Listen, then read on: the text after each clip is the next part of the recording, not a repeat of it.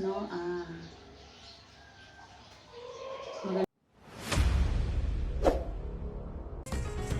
Electra Adventure, isang babaeng may misyon sa buhay ang pigilin ang mga bandido. Kaya samahan natin mga lords.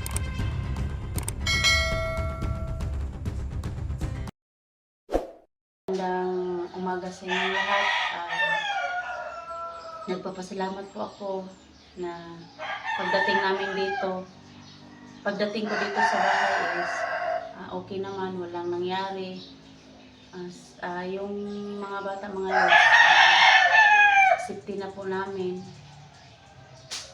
Okay na po yung mga bata, nakabalik na silang mga magulang daw.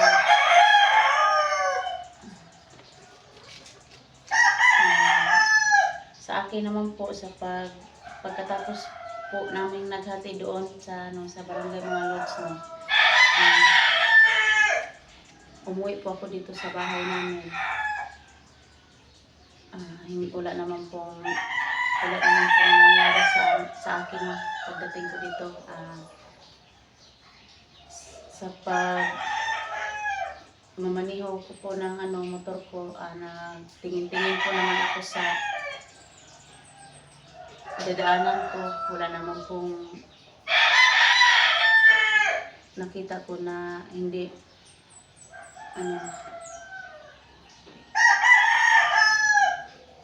pasensya na po yung mga tunog ng mga manok. Sa kapitbahay ko po ito. May manok sila. Kaya pasensya na po. Kasi po yung bahay namin dito, nagdikit-dikit. Kaya hindi naman ako natatakot, no, kasi po malapit naman po yung mga kapitbahay ko dyan sa likod, sa may harap, ganyan. Kaya sa ngayon po, gusto ko pong pumunta sa kanila SG, no? Kaso po mga lods, parang malayo po, kaya pag-isipan ko po na pumunta doon. Sana po magkita po kami, sila 44, yung mga kasamahan ko po sa mga hunters nila, Kuya Dax, no, nila Alpha Charts, nila ni Inday, nila Edwin Adventure. Sana po yung mga kasama ko po na mga sa team hunters, sana po mga lods, no, magkita-kita na po tayo ngayon sa susunod na video, sa sunod ng pag-explore natin, magkita na po tayo. Kasi po talaga yung mga kasamahan ko, hinahanap ko talaga.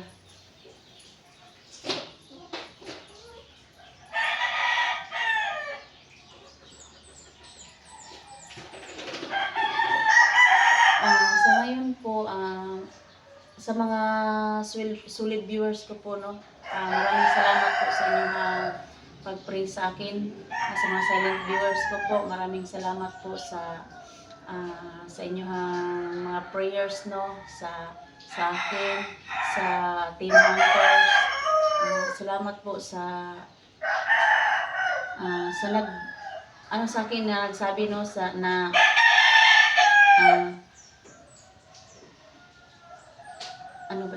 nalilito ako talaga kasi po masaya po ako talaga, nakauwi po ako ng bahay na walang masamang nangyari. Kaya sa ngayon po,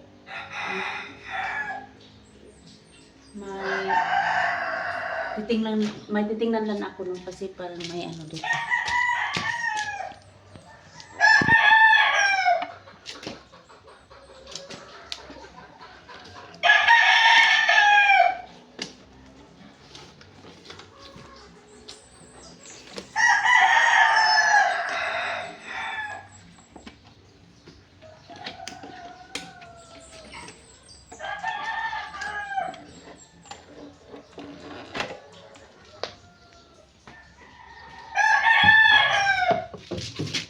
Tingnan ko muna doon sa likod ng bahay ko, baka may nakarinig sa akin ng no. Dito lang ako sa sa likuran ng bahay, pero dito po ako sa loob.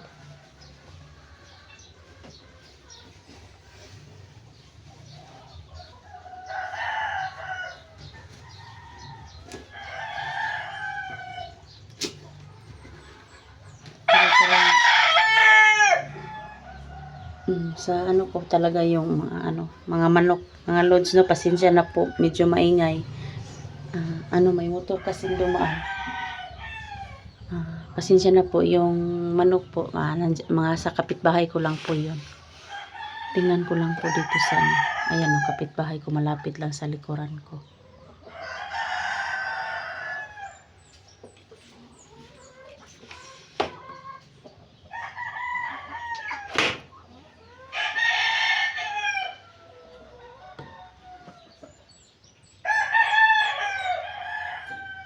Parang wala naman po akong nakita dito. Tingnan ko yung sa may harap ng bahay namin.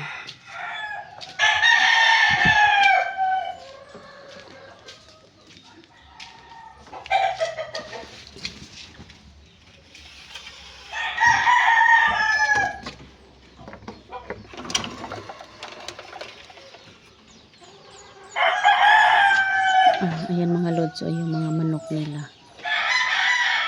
Marami talagang dito. Yan manok ayan. Yun yung mga manok nila na may ingay dito. Kasi marami yung manok. May pa ang manok dyan nilagay sa sa may tabi ng karsada.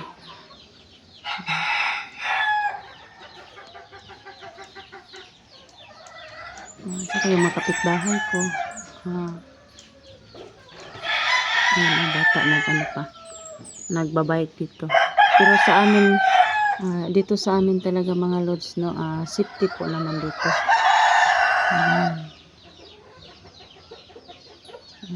Kapitbahay ko.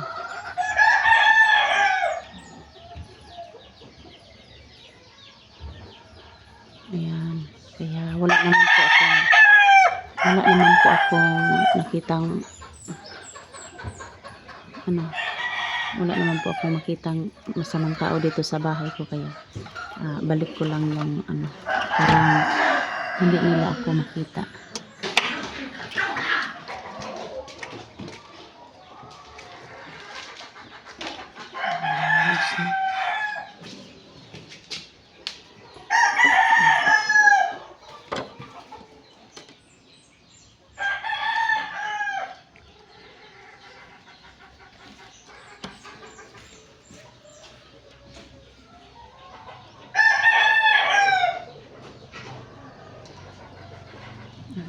Kaso dito po maraming pasensya na po, no, maingay dito sa amin kasi po maraming dumadaan dito, no, mga lods. Pasensya na po talaga.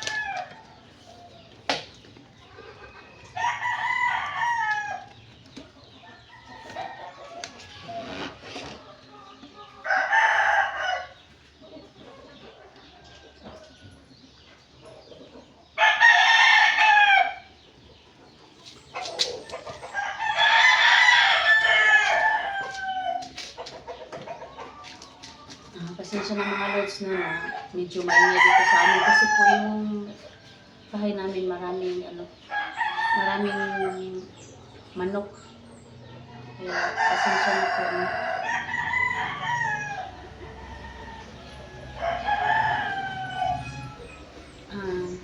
May pa dito, yung namin sa harap namin, kalsada po ito mga lods, no, kaya may dumadaan na motor, pero hindi ako titingnan ko lang yung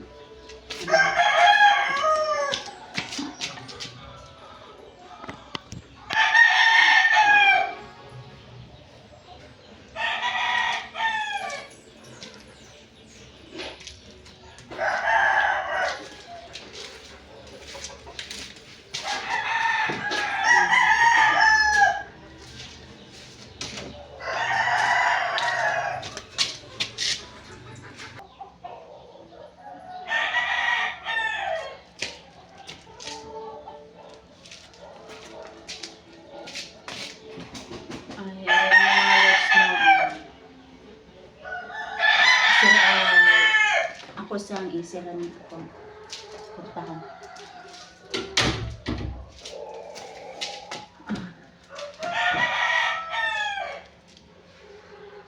Pasensya na po talaga mga lods no. Sa mga ingay dito, pasensya na po. Kasi marami talaga mga dito, pasensya na po talaga. Teka lang ha, may ano lang. Teka lang mga lods, may tao. Bubuksan ko muna kung sino yun. Good. Gusto kayo doon? Mabuti yung bat. Masarating ka ng... Narinig mo motor sa batay? Ha? Narinig mo motor sa batay? Oo. Mabuti kayo doon at masarating Sa ka dito ngayon ng po ligtas. may ako dito, may bisita si Edwin. Si Edwin Adventure.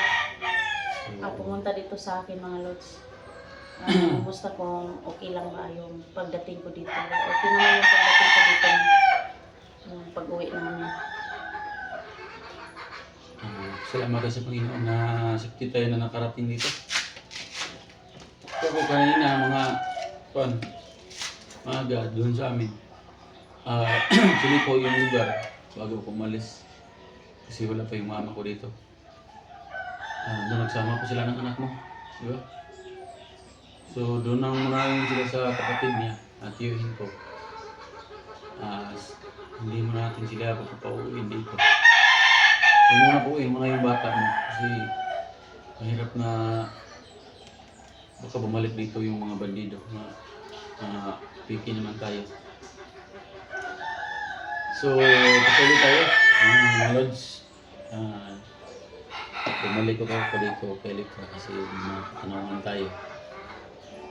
Sana mga lods na makuha tayo ng magandang sagot mga lods. Sa mga nag-aabang dyan about sa aming dalawang Likra, yung ano yun? Yung Eliquid, ano yun? Mga pangalan ng mga nasa comment. Ito yun, susubukan natin magtanong kay Likra. Pero ngayon na, kasi mainit pa po yung bago pa lang po tayo lumating. Natanong ko na po sa kanya yung na-check na ba yung paligid. Pero umaya na kasi Yun mga lods na pasensya na talaga mga lods na maingay talaga dito sa bahay ko kasi yung mga kapitbahay namin is marami talaga mga hayop. Pasensya na talaga mga lods na. Kasi po ngayon si Edwin po nandito po siya. Kasama ko, pumunta siya dito na pwede mang yan ng bako. na nangumusta kung ligtas ba akong nakarating dito sa bahay ko. Ligtas naman po ako dito mga lods. So, Kaya sa sunod po na pag-explore namin, sana yung makasama ko sila SG01 at saka si 44, Kuya Dax at saka si Alpha Charles, Inday no. Sana magkita-kita na po tayo sa susunod ng pag-explore natin mga lods. Kaya, so mamaya na yan, Likra. Ito mga lods, kasi mga lods, nahihiya po talaga ako mga lods. Nabubulol ako pag ganitong mga sitwasyon na yung pag-uusapan is yung nasa ano ba yun? Yung mga tunay na nararamdaman. Mahirap ma-explain mga lods. Pasensya ng mga lods. Pero sa aking prinsipyo mga lods, pag hindi ako mahilig ng kahit sino lang nililigawan, kaya pag ganito mga sitwasyon, parang makasabi ako o hindi sa nararamdaman ko. Pero sana mga lods,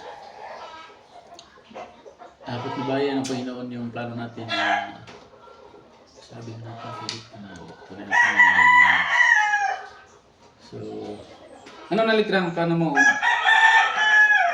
Babalik ka sa pag-explore? ipagpatuloy ko yung Nasimulan mo? nasimulan ko. Hindi po ako titigil no. Ipagpatuloy ko yung pag-explore ko sa pagligtas ng mga ano ba ito? Ligtas sa mga napi, ligtas sa mga Kasi maraming inaapi dito vlogger sa, na nakip. sa mundo. Yung pagpigil sa mga Sa kaya mga Jo sasama. at saka si Cesar. So ito mga Sana matigil niya yung mga kasamaan ni mga ginagawa nila ni Cesar at saka ni Jojo ng mga lods. Okay. Dito yung magtatanong na ako kay Lutla para bangan yung mga lods ha kung anong sagot niya. Si ganito Lutla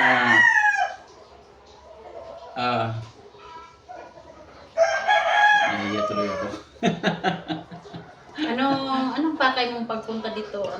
Kasi may tanong ako kung manligaw ako sa iyo, may pag-asa ba ako o ano?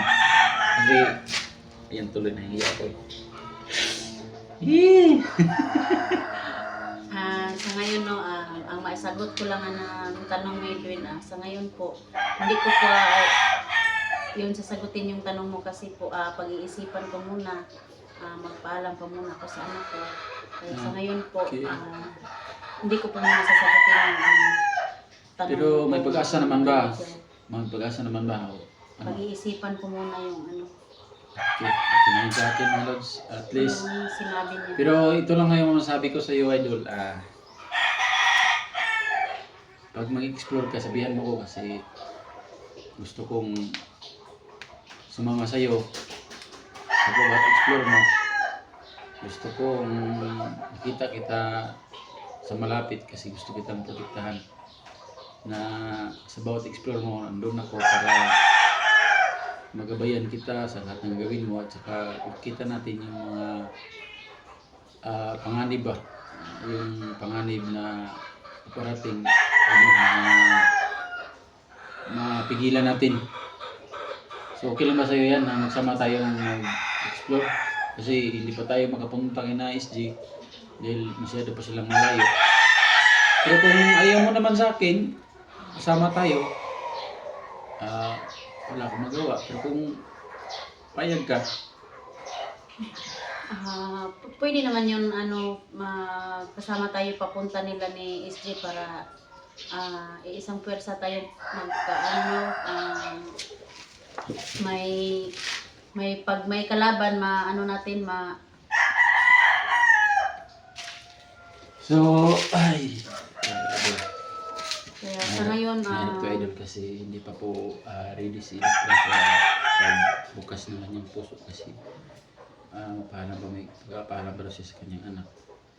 Pero huwag kayo mag-alala mga lods, hindi ko ako titigil. Protektahan ko po si Electra. Sana lang hindi siya sa akin mga lods. Sana lang mga lods. Kaya ang plano ko mga lods, hindi ko muna siya bibiglain dahil pataas pa naman ang niyog. Alam yun mga lods kasabihan. Sanay ho ako sa kanyang mga sagot ng mga babae na hindi talaga o hindi parang nasa level lang ba pero mas okay sa akin yun kasi parang abangan ako ba sa mga lods. Kaya abangan rin yung mga lods kung sa bawat explore namin ni Electra kung paano ko siya mapasagot, paano ko siya yan mga lods, abangan nyo talaga yan kasi itong mission na to is hindi po ito ang katapusan, hindi po ito ang mataas, malayo po kung marating natin mga lods. Sana mga lods huwag kayong magsawang sumuporta sa amin o sa akin, kay Electra, kina SG at sa team, kina Dax. May nagmimensahe para sa akin na tatawagan ko daw si Dax mamaya, matawagan ko si Kuya Dax at sila SG kasi malayo po talaga mga lods, mga 4 na oras po yung biyahe papunta sa kanila. Kaya pag kami makauwi o si Electra makauwi, mahirap na makabalik kasi malayo. Pero pipilitin namin mga lods na bumalik para mag-team up po kami lahat. Yan. So mga lods, hindi po tayo pinagpala sa ating mission ngayon. sa ngayon po, mga lods, hanggang dito lang muna tayo. Mag-off ka muna ako kasi magpaplano po ako pag susunod na pag-explore, no? paano ko makontak sina SG at saka sina Kuya Dax. So, hanggang dito lang po. Maraming salamat.